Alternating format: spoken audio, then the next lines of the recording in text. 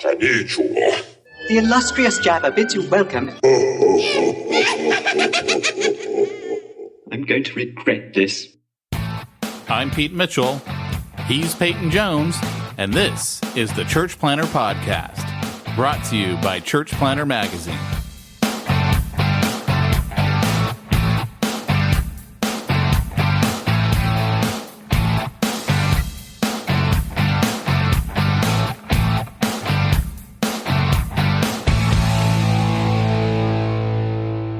Stop being a preacher. Hey, Church Planter, this is Pete Mitchell. And this is Peyton Jones. Here comes the train. That was just in time. We're getting a late start today. Oh, yeah. I'm going to miss that train. I was just going to say everybody's going to miss that train. I won't. I'll be right here, just like E.T. told Elliot. So what I was going to say about Rogue One is literally one of the greatest scenes in cinematic history is Darth Vader showing up. Oh my gosh. It's so good. Like, I can't tell you, there's a couple scenes in the Star Wars cinematic universe that take you back to when you were a kid. The one where Luke turns up in Mandalorian, right? Spoiler alert, if you didn't see Mandalorian you're just lame. I really hate the CGI, Luke. I'm not a fan of I thought they did good though. So Tarkin was weird in Rogue One, and so is Leia. Leia's creepy. I didn't think Leia was. I thought Leia was better than Luke. Yeah. No, I thought she was bad in the one where she flashes back, like the very last film. That was, yeah. I mean, because they didn't want to show her face because they're like, we didn't do this. Good. No, remember when they have the flashback when she's young and she and Luke are training together? That's what. Yeah, jumping around. Yeah, I like showing her face very much. Yeah, like it was a lot of her running and jumping and. Yeah, so that one was really weird. But yeah, I mean, I would say that. Rogue One was, that scene, there was that one part where I was just watching it again. I was explaining to Liberty, because she's going to go back and watch 4. Like, we've seen them all twice through, but she was so young that now, like, she's 12. And so she'd probably seen them every 4 years, right? So now she's watching them again. And I've got to explain, look, the next scene's going to open up. So I can't wait to get in and watch that scene. Probably not as cool for her, but there's that one part where Darth Vader, he force lifts a guy in the air. The guy's like stuck on the ceiling and walks past him, just slices him with a lightsaber. He's walking past. Like it's nothing. Like there's these combo moves he's doing that I'm like, man, they didn't have video games like today, right? Like there was no such thing as a combo move when they made the first trilogy. There is now. And, I still remember in Rogue One when Darth Vader is walking down, slicing everyone, and you hear in the background, "Finish him!" It's amazing though, because you got these guys screaming. Like you don't get that in the first one, but these guys are going, like they're all screaming. It's savage. I mean, Darth Vader is savage in this. Luke and I saw Free Guy on Monday. Oh, is it good? Yeah, I really enjoyed it. I mean, it's absolutely a video game movie, and it really, to me, felt like it felt like Fortnite. Nice. At one point, they bust out with a Fortnite sword. Basically, it was like no way. It's one that Luke has. It's got the llama. Nice. Oh yeah. And then the other thing too is when Free Guy came out, they had all these scenes where Ryan Reynolds was in Fortnite, and you'd go up to an ATM and he'd talk to you and he'd give you a quest and you go do it and you'd win something. And then they came out with this character named Dude. So Ryan Reynolds is Guy. Yeah. And then, the video game creator wanted to make a buffed version of Guy because Guy was so popular. Right. So they made Dude, who's like, that's hilarious. This buff guy. And then he's got a tattoo of the blue shirt, which is what Guy, is known for wearing. He's known as Blue Shirt Guy. Okay. All right. And so Luke has that character. So after we went and saw it on Monday, it's like every game he's been playing as Dude. As Dude. That's awesome. Yeah, I think I got to see that one. I'll probably wait for it though. Oh yeah, at this point, it's almost out of theaters. TV. Actually, Yeah. I think we talked about Snake Eyes. yeah, we did. You, I can't remember. You were disappointed that they came out with a Snake Eyes movie because now people know what your tattoo is. I was, because Secret Ninja tattoos are the bomb, and when it goes back to your childhood, all my both my tattoos. I only have two, but I'll get two more. One on your other arm looks like two tattoos.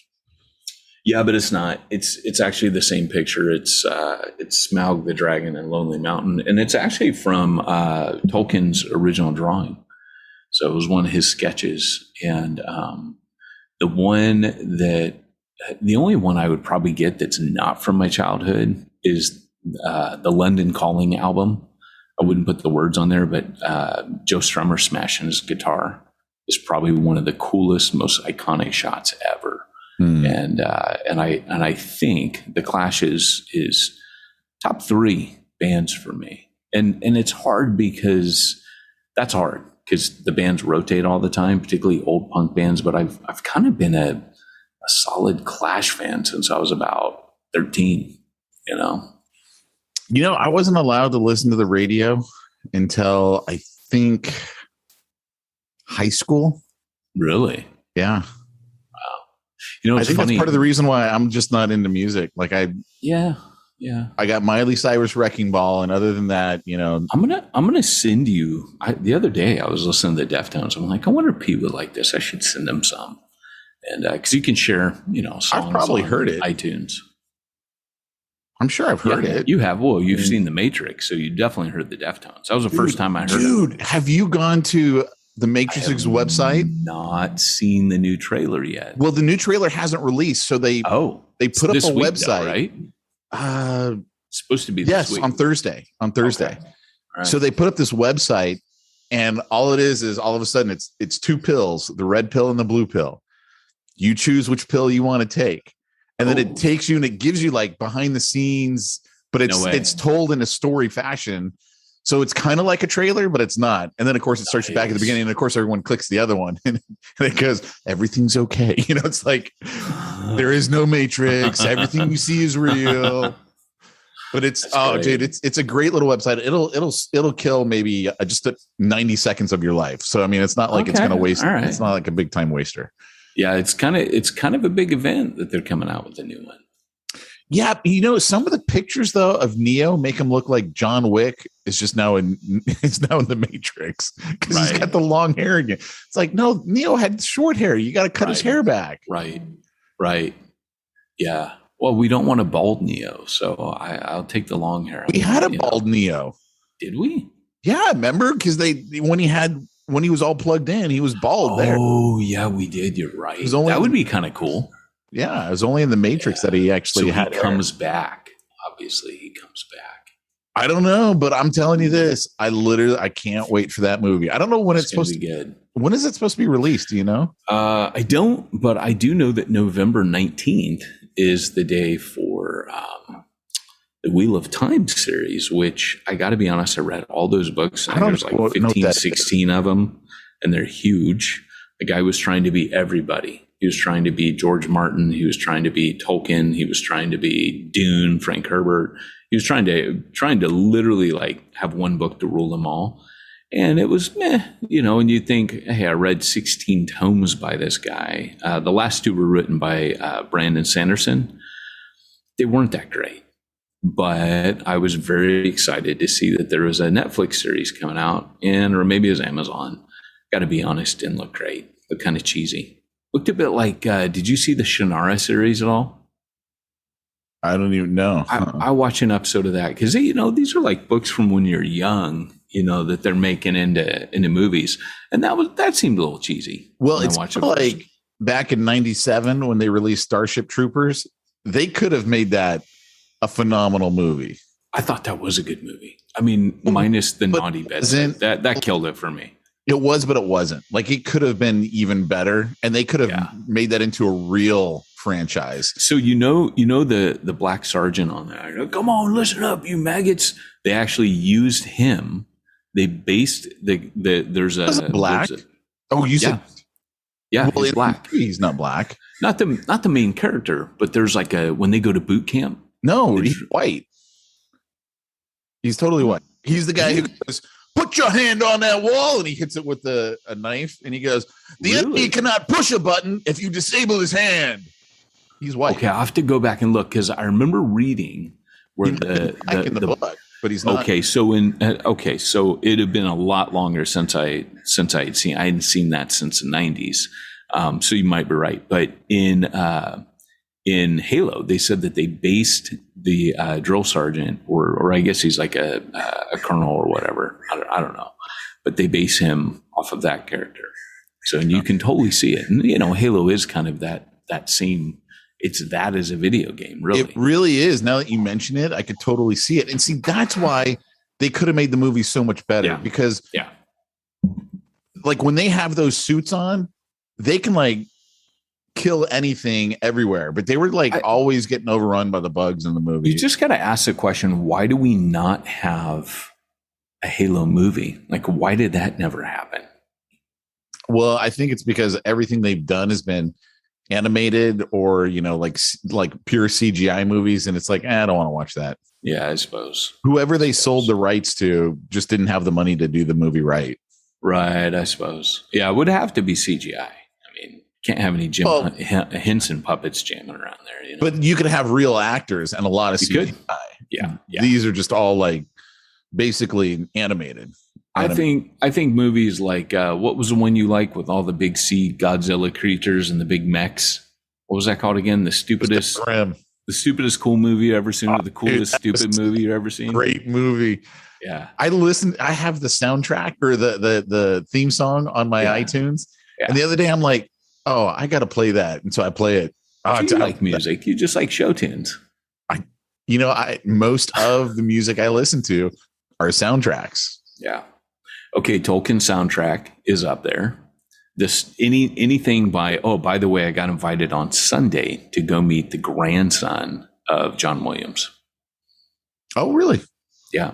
And did you know that I think he's, okay, I couldn't quite get it right. My buddy was just telling me, he's like, yeah. He goes, we're gonna go up there and record with him and stuff. And he goes, all the family's musical, and he goes, yeah, like his uncle is the lead singer from Toto. Oh, really? Yeah. I kiss the rains down and out. So I don't need to sing. Nobody needs that. I apologize. I killed the podcast. That'll go in our final episode. Who Killed the Church Planner podcast. I can't wait for that podcast to start next. Yes, that's going to be good, isn't it? The documentary, the dissection. It's just going to be me ranting about how you never show up and you make me wait. And, I'm on vacation this week. I forgot to tell you. Oh, I know, right? Our worst moments. Oklahoma. Oh my gosh, man. So you hear stuff Top Gun 2 again until next May. Are you kidding me? How much longer can they do that? I think they're hoping that Tom Cruise will die, and so everyone will show up to see like his last movie. They just want it to be like people flooding the theaters. And well, no, I mean, when we went to Free Guy, I was surprised that the last two seats that were together were the ones that Luke and I got, and it was packed. That's the first time I've been in a packed theater. I don't know if it's because of holiday and all that stuff, but there's a disconnect, isn't there, right now between I never know what to think. I'm getting really controversial here, but on the virus, I mean, either it is a thing or it isn't a thing. And now if you got a packed theater and that thing is as bad as they say, then we got problems. If it's not, like for example, like schools right now, like you'll get an email, hey, your kid was exposed because it was in a class with a family that has it now, and then you got to stay home, but people aren't masking up. So like, it's weird, man. There's all these like weird like you go into restaurants now and there's no mask, but they're saying this variant, like people in Florida are stricter. I think it's because people are done. They're just done with all of the rules. I think so too.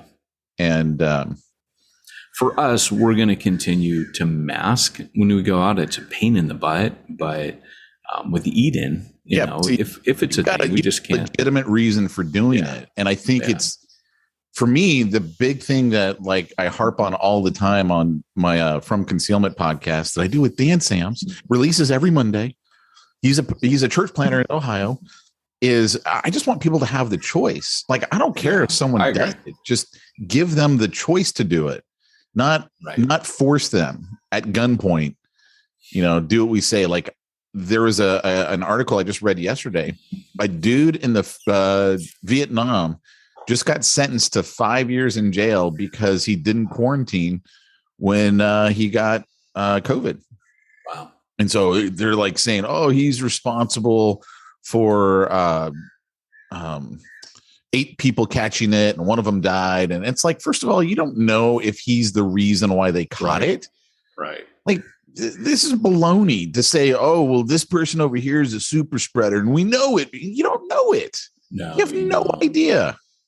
No, you know, that's the other thing too, is they came out recently with the idea of natural immunity. And they said that if you take the vaccine, which, you know, I'm all for people taking the vaccine. I don't got a problem with it. I personally, as a medical person, I'm like, you know, I'm gonna hold back a little bit. I'm not in the politics of it. I neither side, where people are either all in or people are like, I think it's all conspiracy. Both of those extremes bother me. But what I do think is that everybody should have the freedom to do what they want. If you don't feel safe because you've vaccinated yourself and you're worried about other people spreading it, just stay home. You've vaccinated yourself to stay safe. It's kind of like the sex talk. The best prevention is abstinence, right? Like, if you need to abstain from a diseased society to ensure, that's the only way. So I think, you know, to a certain degree, it's common sense. But for me, you know, looking at it, I heard a doctor who, you know, I just listened to him. He always advocates the vaccine, and I always think, well, you know, give me a little more testing and a little more. The FDA means nothing to me because they gave an emergency okay in the very beginning, and I'm like, well, then now your official quote unquote okay means nothing. Every drug that's been pulled from the market was once approved by the FDA. So, right. And there's no repercussion. Like, you can't go after anyone if it's wrong. And so, because there's no accountability for it, it makes me really nervous. I have friends who got it and had heart attacks. I've got things that I've seen now that have made me really, really worried. Particularly, you know, for my family. Like, there's existing medical conditions in my family. So we've just all said, well, we hold back. But my point is, I do listen to this doctor who talks facts, and he's a big fan. He tries to educate people on why they should get it. I'm not in agreement with him. But he says good things. I mean, you know, he's just given his opinion. I appreciate that. But he came out last week and said, hey, we just got to talk about this. Like, because I'll have people all the time, did you get vaxxed? And I'll say, no. And they look at me like, you freak, you know, what's wrong with you? You're part of the problem. And sometimes people will be bold enough to say, and I'll just say, look, guys, I had it. Like, I've already gotten it. The way the body works is that when you get it, you're immunized from it. And I don't mean a period of time. I've known many people who've had it multiple times. Like, Jimbo's had it twice. Right. I don't know how long natural immunity lasts. I also don't. It's the same. It's the same principle, though, that if you get vaccinated, they say, well, you get it again. Like you do a cold or flu, you know, it comes around every year. You get it again, but then you're not as sick because it's not first exposure, right? Mm-hmm. Your body goes, oh yeah, we know what this is. We got some stuff. You know, it was really encouraging because he came out and said, look, if you've got it. So like I've had people that are like, you know, they're all mad. And I say, well, you know, and they're kind of like, you know, when Biden came out and said it's a pandemic of the unvaccinated. Well, good. I mean, here's the thing, right? If people aren't going to get vaccinated, and that's your goal is to get them vaccinated, when they get it, nature is vaccinating. Right. Yeah. And then people say, well, people die. How can you be so callous? I'm not callous. I'm not cold. I'm an RN. I don't want people to get this and die from it. But I also believe that if we run from it, we will always have to run from it. Like, you will never stop running from a virus first exposure. I mean, hear me when I say the best thing that can happen is that people, that the majority of the population, this is how disease works. This is what's known as herd immunity. The majority of the population gets it, and eventually, it just goes back to the common cold. There are multiple coronaviruses circulating. It's just they've been around for a long time. Hold on one second. And most of them aren't like they aren't stateside. I mean, a lot of them are in the Middle East, and it's like, people there are sparsely populated. So it's right. It's not like, they're passing it around in the major cities. Right. And, some of the coronaviruses that we regularly experience, they don't cause us much harm because our bodies are so used to them. Our immunities have built up to them. And so we have to, to a certain degree, understand that on a philosophical level, society has to encounter the coronavirus and survive it. That doesn't mean every individual will, sadly. I mean, nobody wants to see anybody die. I have friends whose parents have died. I know people very close to me who almost died from it. And by no means am I callous to that. And kind of like the media says, they'd be like, please go get vaccinated. Because they went through hell when they got it.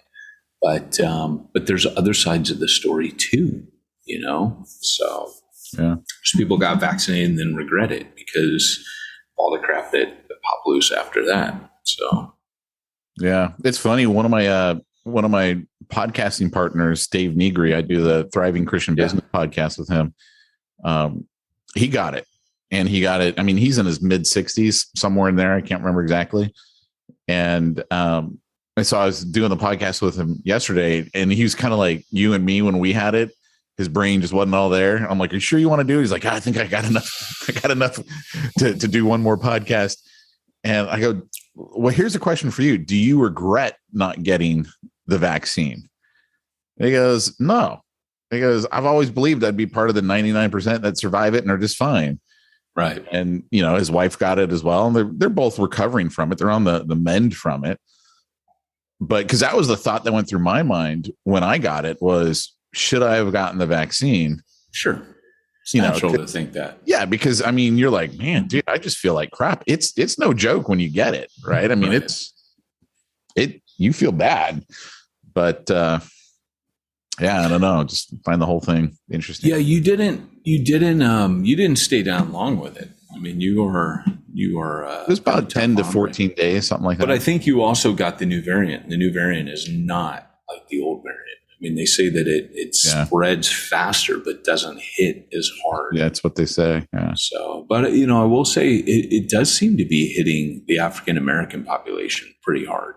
Yeah. I've known multiple people that either almost died or did die from it. They're African American. So I don't know what it is in this virus that could just be the people I know, and I'm reading it wrong. It's just a coincidence, but I think it has hit the African. I mean, I've heard multiple reports. It has hit the African American population quite hard. So, right, it's a bummer. Yeah. So, hey, getting into our topic today, what do you think, Scott? It's time for this week's topic. Let's get down to the nitty gritty. So okay. So our topic, it's interesting. I'm sorry for all of you that had to listen to the medical ignorance of Peyton and Pete leading up to that. But I want to tell you about a course that I'm going to be doing.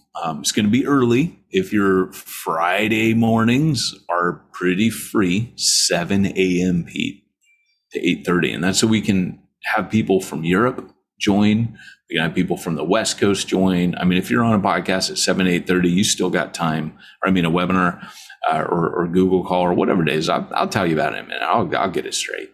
But if you're on there from 7 to 8:30 in the morning, you still get to work. And if you have a life of leisure, AKA you're in full-time vocational ministry, then you got that time too. You just got to get up earlier. So that was a really bad slam, wasn't it? that was mean. That was savage. Well, I wasn't really paying attention to you. I figured I could shut off now. So That's what were we all right. talking about? Well, that was like Darth Vader going through that white, that white transport. Did you just throw me up on the roof and slice? Not you. No, it wasn't you. You have to go back and listen to hear that. It was a goodie.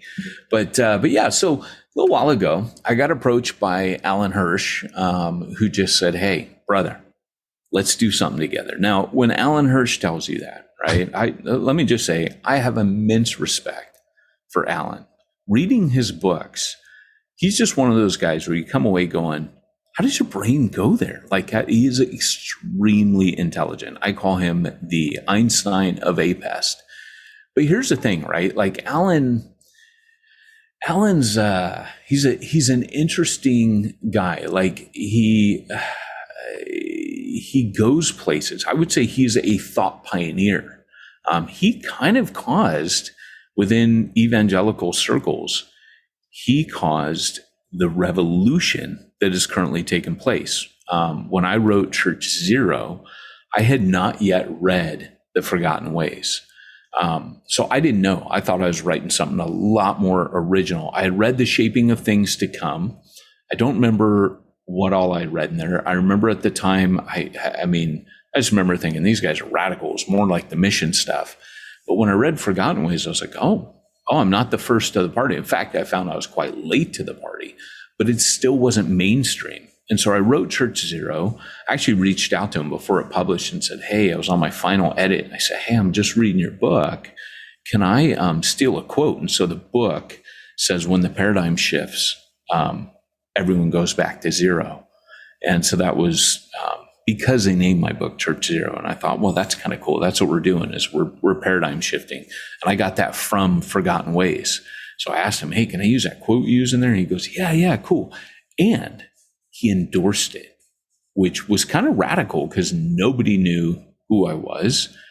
Nobody cared who I was. Alan was just being generous. So recently he got in touch. We've been circling each other for a number of years. First time I ever met Alan,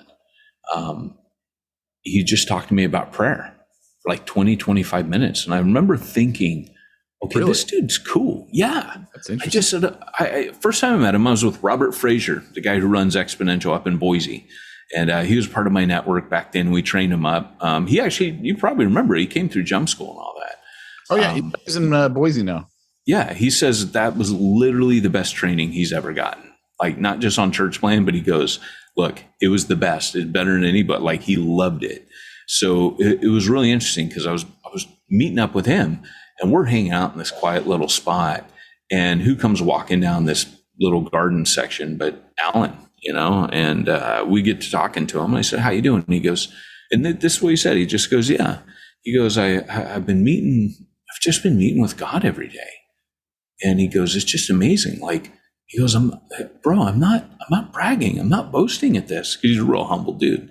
He goes, I just am spending like 6-7 hours a day in prayer right now. I remember just thinking, okay, hold the door. This dude's a little unique.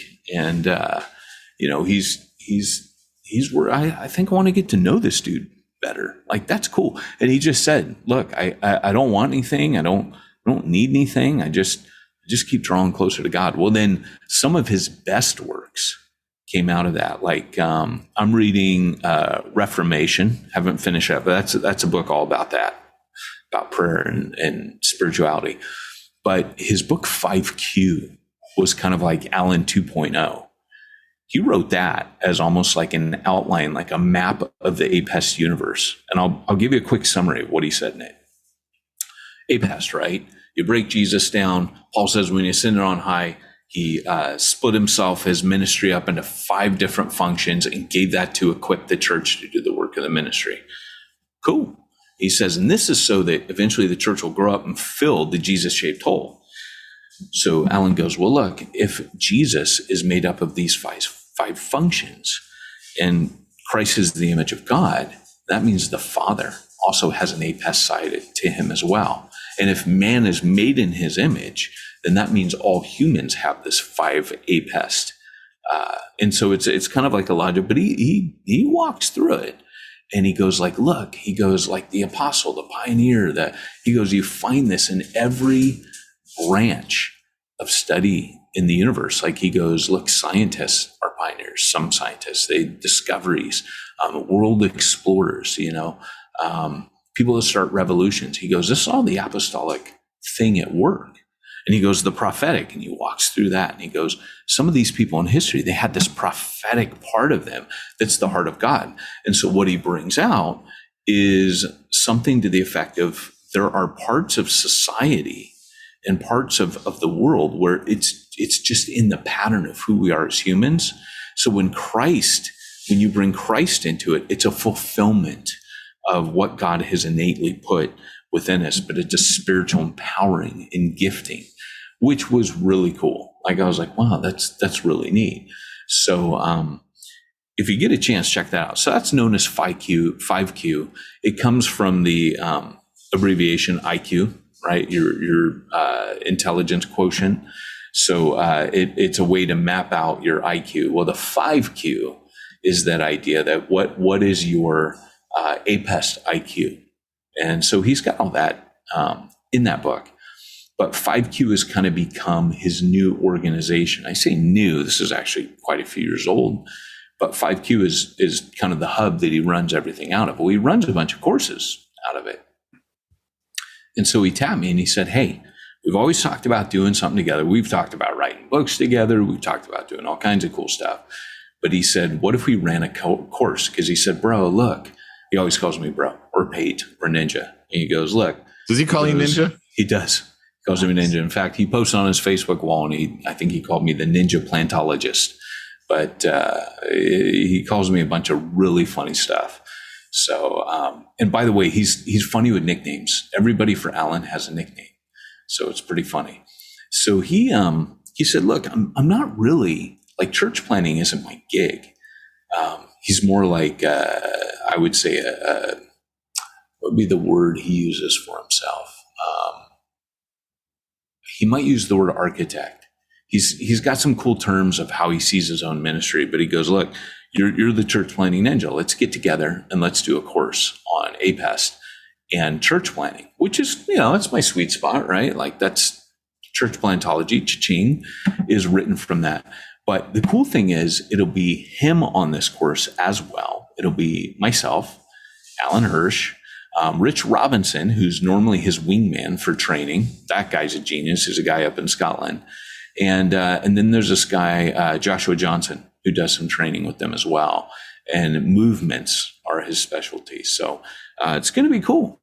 And so we're going to do that. And I'll just kind of walk you through some of the stuff that we're going to cover in that, if you don't mind. First of all, how long is it? When does it start? And how long is it? So it's going to be 6 months. It meets, so it's 12 sessions. They last 90 minutes every time. It's going to span 6 months total, 24 weeks. But again, it's 12 sessions. So it'll be every other week. It will be, if you're on Eastern, it's 10 a.m. If you're on Pacific, it's 7 a.m. And it's going to start on 24th of September. So about 2 weeks from now. And then it just keeps running every 2 weeks from there. It takes a break around the holiday season, gets back, it takes almost 2 months off, actually. So 19th of November, and then you head into the 21st of January. So yeah, it's kind of cool. It ends in April. So just think of like your school year. It's going to follow the term of your school year. And during that time, you're going to learn a mission-driven team approach to church planting. And the course is going to focus, like plantology, on burdens, giftings, and discipleship. So here's my, in this course, you will discover how to learn from biblical patterns of planting, how to utilize an APEST framework for ministry, how to hardwire a group for multiplication, how to develop movement thinking that can scale beyond yourself. That's where a lot of church planners get hung up, is they just think about their church plant. So movement thinking. And that's where Alan's going to help out a little bit. How to disciple and lead in the way of Jesus, how to form a team and navigate team dynamics in planting, how to activate, develop, and deploy people in their gifts, how to assess adaptive models of planting based on mission, how to organize churches around movement dynamics, how to gather on mission, how to scatter on mission. And so each one, they're interactive in those 90 minutes. And yeah, that's it. So they'll have input, reflection, discussion, pre-reading, and some videos prior to it. Are you limiting how many people are on each? Yeah, my understanding is it's either 20 or 25.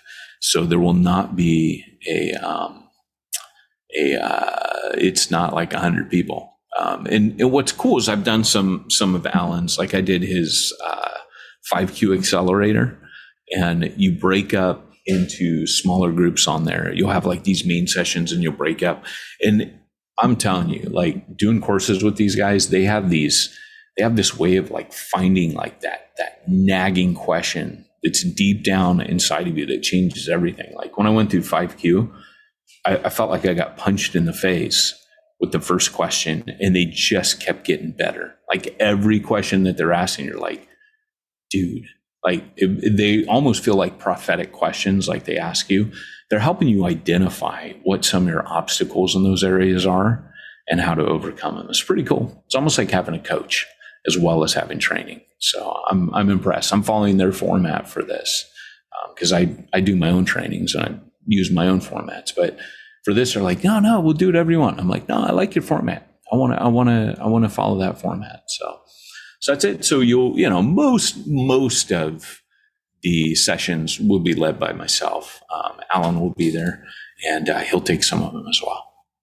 Interesting. So what would be the outcome for someone who goes through it? So what you're going to learn, the outcome will be that not what are they going to learn? Why would someone want to go through this? Like, what is going to be their change in their life as the outcome that they're expecting to get when they go through it? Yeah. So learn's probably not the best way, but I want to say what you're going to gain from it is the ability to plant churches without an over reliance on leadership. So like we all know, like the apostolic, but one of the taglines we have for it is, what if church planting was possible and accessible for everyone? When you really start digging deeper into the APEST, you start realizing that everybody has these gifts that can be used. Church planting is not as hard as we think. One of the reasons we make it harder is we gate it behind central leadership and we make them do everything. What I found in Refuge, Long Beach, where you and I were at, I mean, you read Reaching the Unreached, cha-ching. My biggest takeaway from that was people being empowered and released in their gifts, that was the key to church planting. It's the key to mission too. So, and if mission is the key to church planting, then releasing and mobilizing people in their gifts is the key to mission. So that's what APEST really doubles down on, is it gets you into a, I would just say it makes church planting a lot easier when you're able to shift it from yourself as a leader and really do what Ephesians talks about. And that is equip the everyday believer. You're going to learn to equip and mobilize people to plant, which is what really the 12 did with Jerusalem. As soon as Paul started the scattering of the church, man, because it says it grow daily, and the Lord added daily. And they were so well discipled, and there was such a strong emphasis on their gifts that when the scattering happens, churches just get planted all throughout Judea and up into Antioch, where we pick up the story. It says it spread all over Judea. So as the gospel spreads, churches are planted, and there was no church planting courses. There was no. It was literally that what they did in the incubator in Jerusalem all these years, discipling those people and empowering them and equipping them and releasing them their gifts. It wasn't done by leadership. It was done by everyday, ordinary believers. That's what the microchurch movement with Brian Sanders, the underground, all those that are part of microchurch. It's almost like the secret weapon of the church right now, the Holy Spirit in you, right? Showing the world what Jesus looks like. And when you gather people to do that, it's powerful. If you'll bear with me for a minute, I got to tell a story. Oh, okay. I'm down. So I've been working on some stuff for a course that I'm about to teach some real estate agents. And I came across a really interesting stat. And you, I'm sure, know this being in the medical profession or have been in the medical profession. But they did a study. Harvard Business, it was put in the Harvard Business Review, and there's a great article on Fast Company about it. But you know how people won't change. It's very hard for people to change. In fact, they found that even when death is on the line, the majority of people will not change.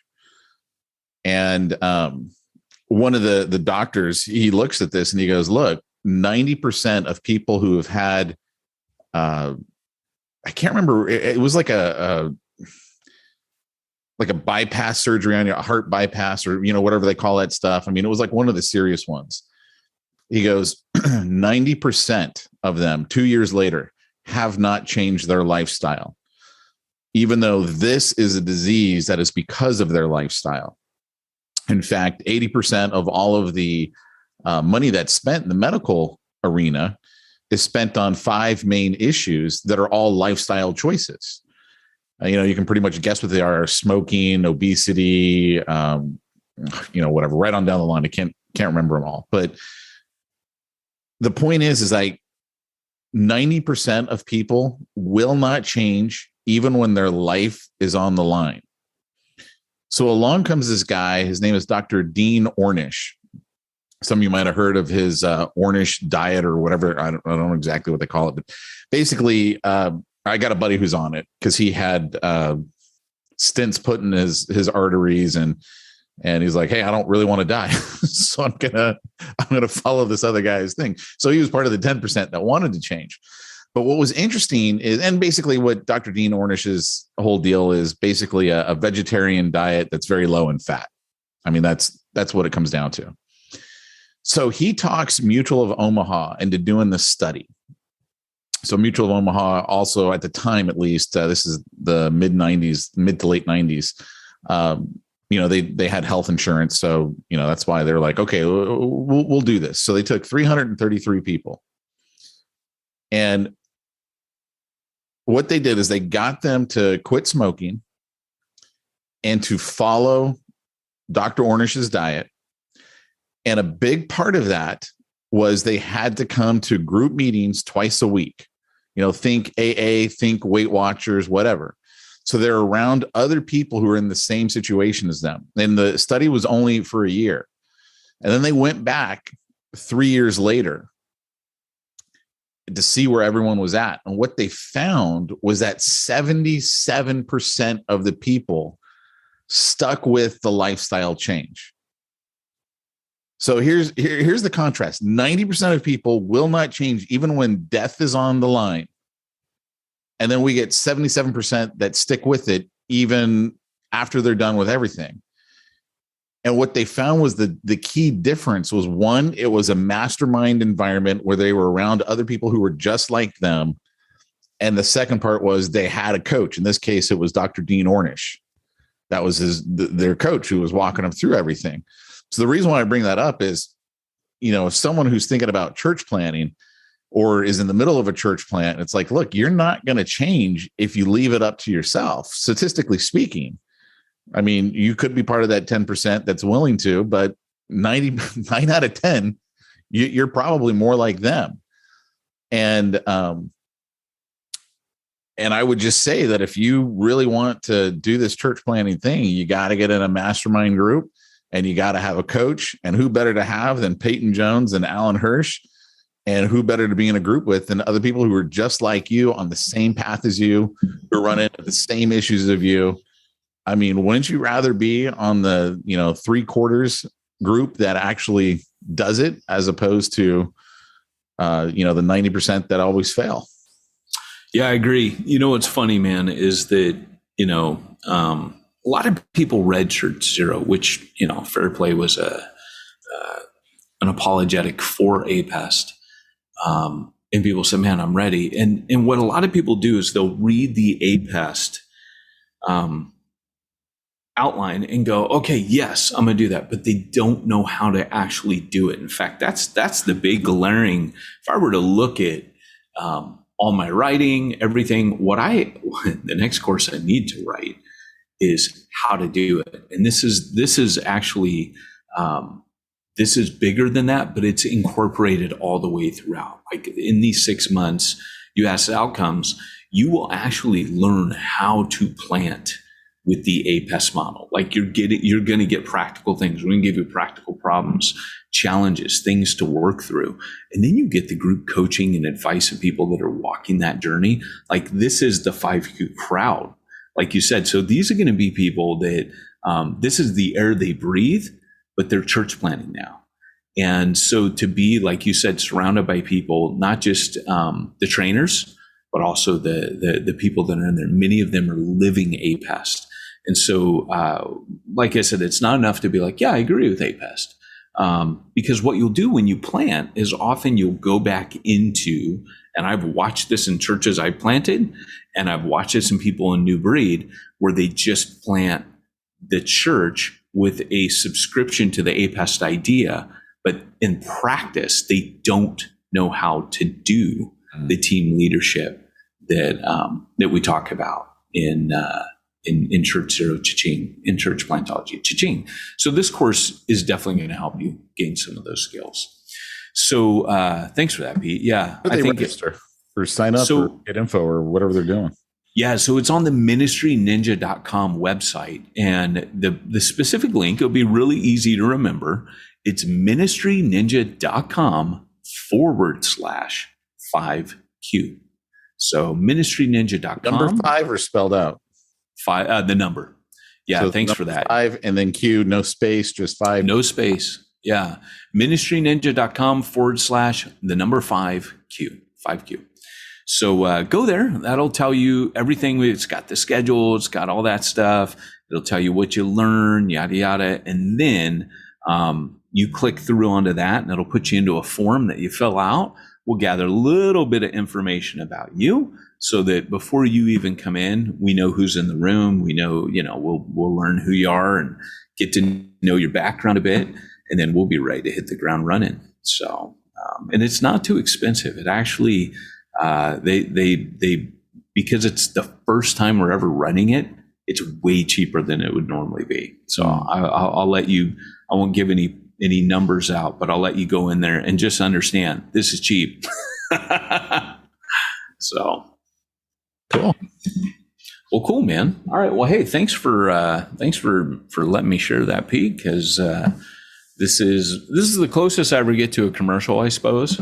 But I don't give these often. But really, to be honest, as a podcast is coming to a close, I also feel that this is going to be a deep dive that you'll benefit from. So while everyone's going to this class now, on top of working, having a family, maybe being in school as well, how are they supposed to do all their bookkeeping and IRS compliancy and workers' comp and all that stuff? Well, you've seen, Pete, they're not. We don't want anyone to do that stuff anymore. We want Simplify Church to do it.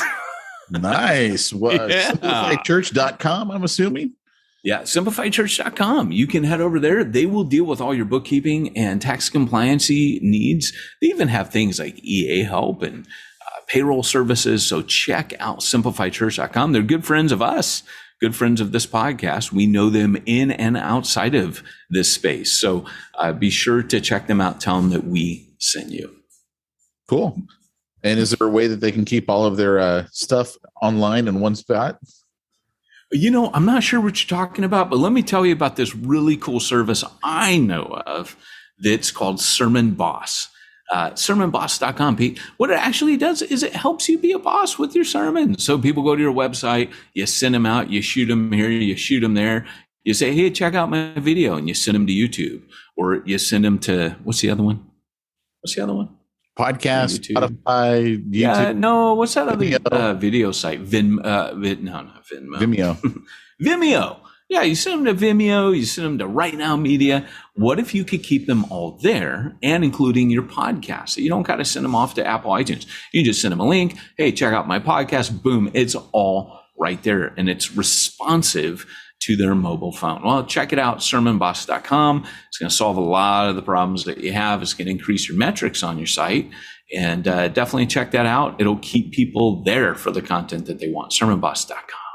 And let's just say that I need other APEST members. Is there like APEST, simplify APEST.com or? No, there should be though. I think you just invented it. APESTboss.com or? No, it's called apestme.com. Nice. Or is it apest.me?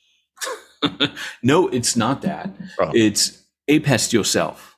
And that's one. And check yourself before you wreck yourself. That's pretty good. All right. I'm going to be thinking about this all day now. I'll be texting you. All right. Well, guys, thanks for joining us for the podcast today. This has been Peyton Jones and Pete Mitchell reminding you, if you want to reach the ones nobody's reaching, you need to go where nobody's going. Sign up to this course and do what nobody's doing.